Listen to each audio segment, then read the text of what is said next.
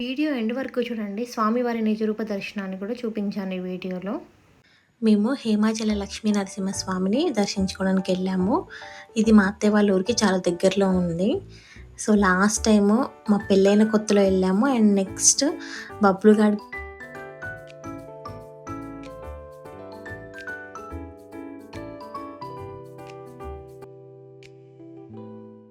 Temple ఎత్తైన కొండపైన ఉంటుంది. ఇక్కడ స్వామివారు మానవ రూపం దాల్చి ఉంటారు. మళ్ళీ మేము నెక్స్ట్ డే అంటే సండే వెళ్ళాము.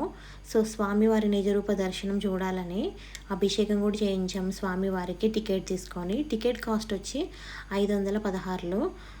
వీడియో లాస్ట్ వరకు చూడండి. స్వామివారి యొక్క నిజరూప దర్శనాన్ని కూడా వీడియో తీశాను కంప్లీట్గా.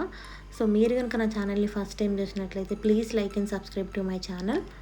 నెక్స్ట్ అయ్యగారిది వాయిస్ ఓవర్ పెట్టాను, మొత్తం కంప్లీట్గా చెప్పారు. నేను ఫలానా ప్రదేశంలో కొండపైన భాగంలో ఉన్నాను, నన్ను వెలికి తీయండి, బహిర్గతం చేయండి అని కొన్ని స్వామివారు చెప్పినటువంటి ఆ గుర్తుల ఆధారంగా ఆ మహారాజు తన దగ్గర ఉన్నటువంటి 76,000 మంది సైన్యంతో వచ్చి ఈ కొండనంతా కూడా కొంచెంగా తవ్వుతూ వచ్చారు. అంటే ఫలానా చోట ఉన్నారనే తప్ప ఇష్టమైనటువంటి గుర్తు చెప్పకపోవడం వల్ల కొండని కొంచెంగా తవ్వుతూ రావాల్సి వస్తుంది. అలా తొలుస్తూ వస్తున్న క్రమంలో స్వామివారు బహిర్గతం అవుతుండగా అనుకోకుండా సులభం ఆయనకి నాభిలో ఆ దెబ్బ తగలంగానే ఆయనకి బాధేసింది. గట్టిగా అరిచేసరికి అది ఎంతగా శబ్దం వచ్చింది అంటే వచ్చినటువంటి శబ్దానికి కొండ విరిగి పడిపోయి ఈ గుహ లోపల స్వామివారి ఆవిర్భావం. ఆ విధంగా ఇక్కడ స్వామివారు వెళ్తారు. మనం అంటే మనుషులము, మన శరీరం అంతా రక్తమానంతో ఉంటుంది కాబట్టి మనకు దెబ్బ తగిలితే రక్తం వస్తుంది. భగవంతుడి బాధ కలిగడం ఏంటి?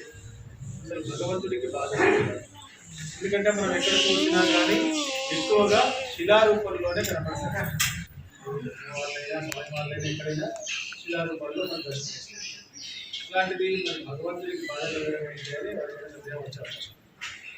భగవంతుడు అయినా సరే ఆయా అవతారాల్లో ఆయన ఉన్నటువంటి రూపాన్ని బట్టి, శరీర రూపాన్ని బట్టి మనకులాగానే భాగ్యజ్ఞానం ఉంటుంది, మంచిలు ఉంటాయి, కష్ట నష్టాలు ఉంటాయి, సుఖ దుఃఖాలు. ఈ అవతారంలో ఆయన ప్రత్యేకత అంతా కూడా ఆయన పేరులోనే ఉంటుంది. నరసింహుడు అంటేనే నరుడిగా సింహంగా కలిసి వచ్చినటువంటి అవుతారు. అంటే మానవుడిగా మృగంగా కలిసి ఉంటారు. రూపం ఉగ్రరూపం అయినా సరే తలవరకు సింహంతో ఉన్నా కూడా మిగతా శరీరం అంతా మానవ శరీరం అవడం వల్ల మెత్తగా, మృదువుగా, సున్నితంగా ఉంటుంది. ఆ శరీరం ఎలా అయితే ఉంటుందో అదే విధమైనటువంటి లక్షణాలు కలిగి ఉంటుంది. అందువల్ల ఆయనకి ఆ దెబ్బ తగలంగానే మనకులాగానే బాధేసింది. మనకు దెబ్బ తగిలితే రక్తం వచ్చినట్టుగా స్వామివారికి దెబ్బ తగిలినటువంటి నాభి నుండి చిన్న చిన్న చుక్కల మాదిరిగా ద్రవంలాగా రావడం. అలా వచ్చేటువంటి ఆ ద్రవానికి పసుపు చింతనం కలిపినటువంటి మనం ఎలా అయితే రక్తస్రావం జరుగుతున్నప్పుడు పసుపు పెట్టుకుంటాము, అది మండుతుందని కొంతమంది ఏం చేస్తారు, చల్లగా ఉండడం కూడా చింతనం పెట్టుకుంటారు.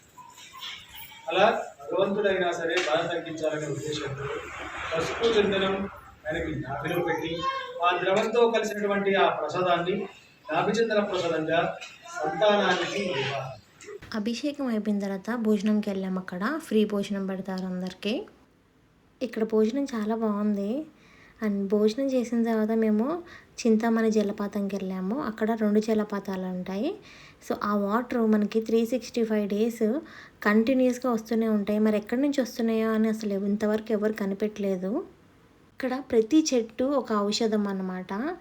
ఔషధ మూలికలకు యూజ్ చేస్తారు. సో ఈ చెట్ల వేల నుంచి ఈ వాటర్ వస్తున్నాయి కదా, తాగితే చాలా మంచిదని అందరూ అంటారు. ఈ వాటర్ తాగడం వల్ల సర్వరోగాలు పోతాయని అందరి నమ్మకం. సో మేము కూడా బాటిల్లో పట్టుకొని తీసుకెళ్ళాము. మేము కూడా తాగాము కొన్ని. బబ్బులు కడితే స్నానమే చేశాడు ఏకంగా. అండ్ ఇక్కడ తాగేసి చెంచులక్ష్మి వాటర్ దగ్గరకు కూడా వెళ్ళాము. అండ్ చాలా బాగున్నాయి వాటర్ కూడా తాగిన తర్వాత. మీకు కనుక నా వీడియోస్ నచ్చినట్లయితే please like and subscribe to my channel. ఇదే నా long video, first video. So I hope మీరు అందరు నాకు సపోర్ట్ చేస్తారని అనుకుంటున్నాను. And thank you so much for watching this video.